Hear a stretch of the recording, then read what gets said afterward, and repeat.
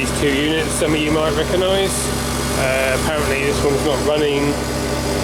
I'm not sure whether it's just the fan or the whole thing, and there was a buzzing noise coming from the contactor, so maybe we'll try it and see what it does. Oh, did you hear that? Something sounded like a welder. Turn this one off.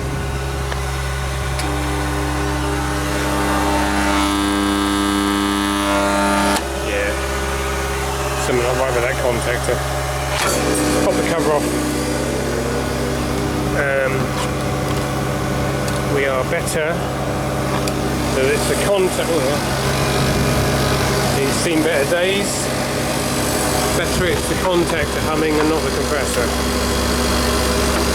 But sometimes you get a motor go faulty and it does sound like a welder humming away. So maybe the contactor's slightly burnt out and the coil can't pull in.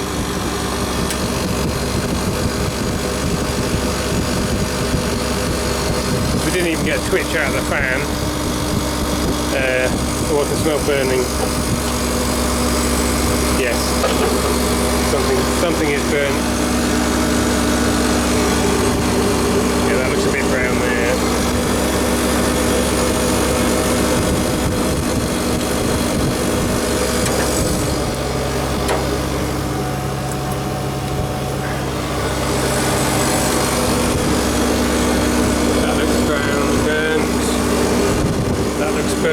Yes, heat company. Let's see where the overloads go in. That's melted. So that's off. Yeah, see, I can't push the contactor in. It's stuck. So minimum contactor and overloads.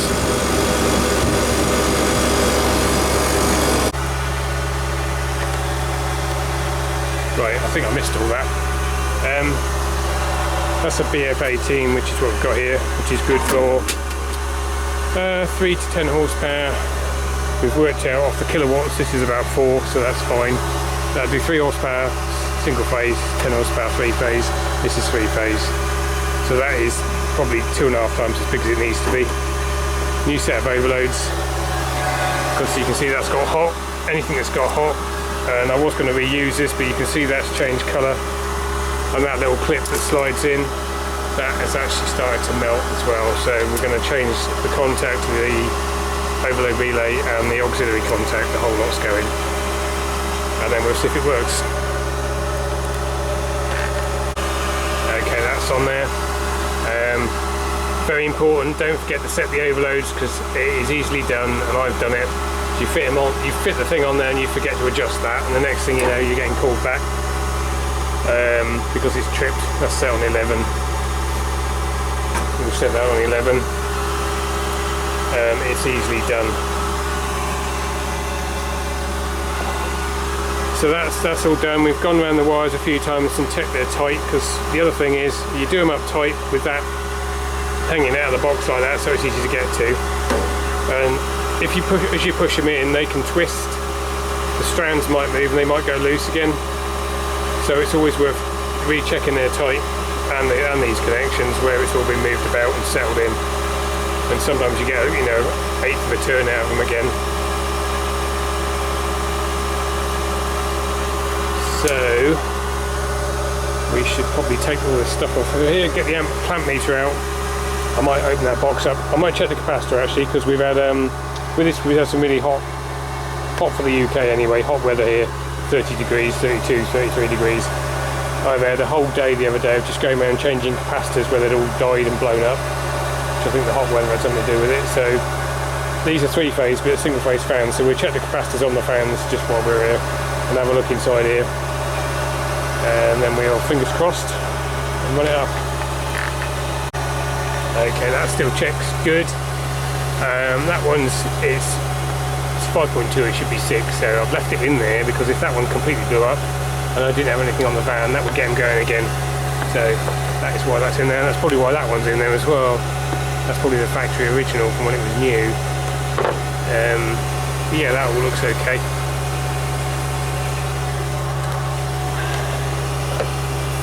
And we'll do that one while we're at it. That one's good as well, so happy with that.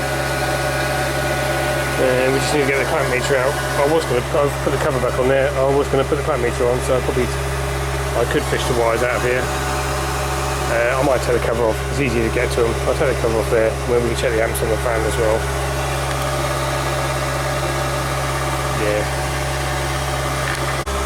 If you're doing a lot of these sort of jobs with these type of screws that are this is a Phillips and a flat combined.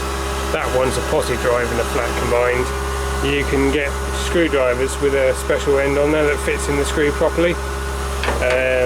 These are Facom ones. They're quite expensive. I think they're £70 or £80 for a set of 4. So you get a number 1, number 2 Phillips and a number 1, number 2 posi drive for that money. But these are Wearer, I think. Wearer? Yeah, Wearer. You can get ends to go in your bit drivers. Same style. That's a smaller one. You can get some cheaper ones. I broke one of my Facom ones, and I actually bought a replacement. I bought the wrong size. It cost me 20 quid, and I thought I'm not doing that again, so I've just bought a cheap Draper one. That's the posi drive version. But you find if somebody's done one of these screws up with one of these screwdrivers, you'll really struggle to get it undone with a normal one. So you can get a lot more purchase on there. Right, anyway, what's it going to do?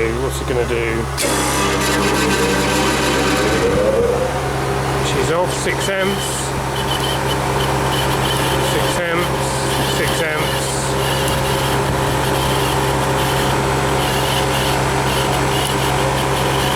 .9, a bit of a noise on there. That might be, some of these have a little rubber dust, like a lip seal on the shaft on the motor. I've had them squeak before. I might shut it off and squirt a bit of spray in there, see if it quiets down, or we could have a bearing going out on that motor. That'd be the original Lamac motor that's 20 plus years old. L is 94, 96. That's a 29-year-old motor. That'd be original, that'd be fine. This one's probably the second Chinese one we've got on there, and it might have a bad bearing already. Anyway, flooding back a bit by the look of things. That's been off for a day or so, take a while to settle down. But we'll watch it run for half an hour. Watch everything get up to temperature. Make sure we haven't got anything stupid like the pressure switch going on, off, which would have cooked the contactor. So far so good. That's running nice. Which is what we want. Right, I'll get all my crap off of here and then we can turn this one on. Oh, the other thing you want to do when you've done these is check. Don't do that. Don't make it chatter. Be a bit more positive with your safety finger. You should be doing this with an insulated screwdriver. Do not poke things with your finger. So that way we know that we've wired the overloads in properly. It's not probably much safer to put the box on, do it properly. Yeah, you can see how hot that's got.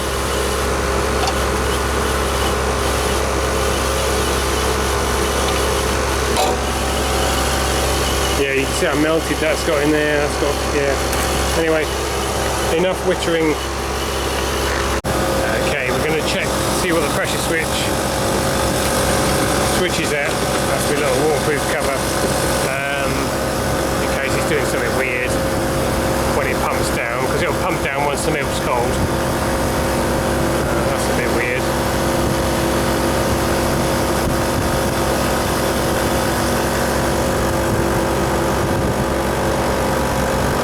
Seen that, it might be a bit of, there we go, it's off.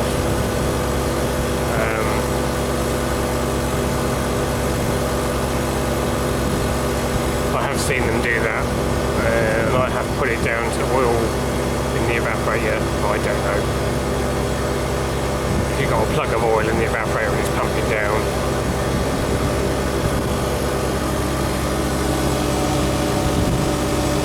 it didn't make any shushing noises. If it was the compressor letting by, yeah, I think you'd have got a shushing noise as the gas bled back across the scrolls.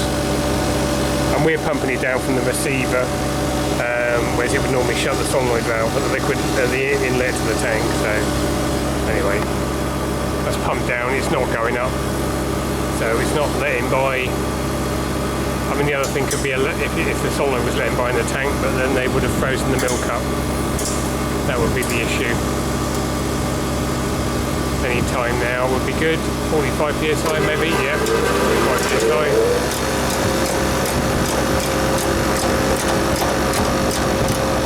So nothing to indicate the low pressure switch is faulty.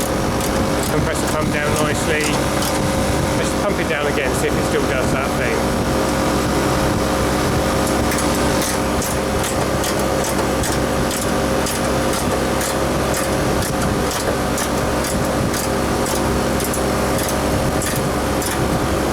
Not doing badly for a 30-year-old compressor. Right.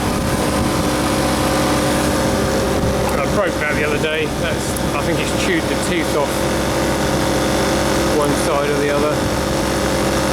It jammed up, but I couldn't get it to move, so something has gone. So I have got these sockets that go in that, which is a better wrench. Anyway, let's see what it does. That's coming down.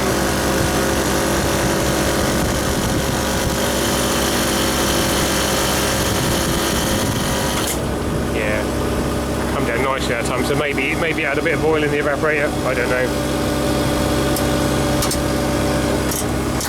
This was previously, it would have been on R22 when it was new, and I think we've changed the oil in it once when we installed it. We took the old oil out and put extra oil in it because these have mineral oil from the factory, so it might actually pay when we do a service next time to change the oil again. Probably wouldn't be a bad idea actually. I might do that. Just do a service in about 3 months. I might pay to change the oil. The old oil come out looking, it was black like engine oil, very dark, with a load of little soldery bits, because the previous place this was installed, they'd done the pipework with plumbing solder, and there was a load of like little solder ball BBs in the sump. So the trouble with doing that is all the flux from the brazing, from the soldering rather, is going to be in the pipe, isn't it? Because if it's a water pipe, you run the water through and wash all the flux out. With a refrigerant pipe, if you're using that flux paste like you would for soldering water pipes, all the flux that's inside the pipe is going to stay in the system, which is not good. So yeah, I think we'll I'll try and remember to change the oil in these. I think. As I was saying, they've been here for a few years. We must have put these in 4 or 5 years ago, probably a bit longer than that, but it's not going to do any harm to change the oil.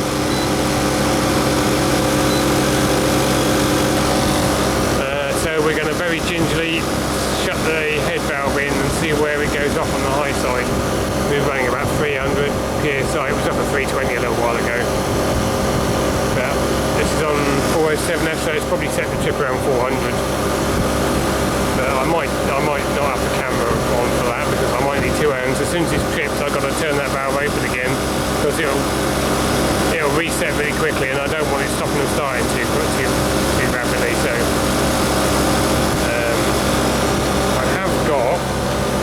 Well, actually, what I might be able to do, I've got in here, I have got that valve wrench, should be too short, but I have also got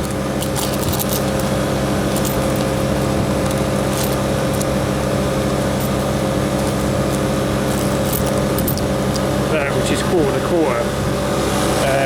So I've got this old brittle fridge ratchet, which is like one of their, well, it's got the holes on the end as well there, so it's a specific ratchet for doing fridge stuff. They used to come in a nice little box with all the different adapters for various valve stem nuts and all sorts. So even 20 years ago, 30 years ago, they were like 100 and something quid for a set, so that is too short. But what we might be able to do is put that in there. I have got a 1/4 inch extension somewhere, so I could, yeah, get it on there. I'll be able to wind it in by hand, and then if it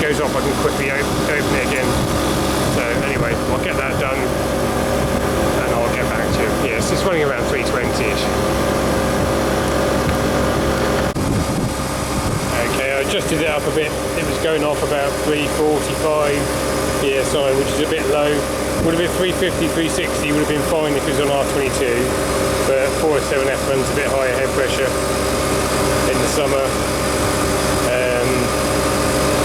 which is borderline. If you've got a tank where they've put milk in there at 20 degrees and it's 30 degrees outside, 35 degrees outside, you're going to need to have that running at condensing around 65 degrees for it to run.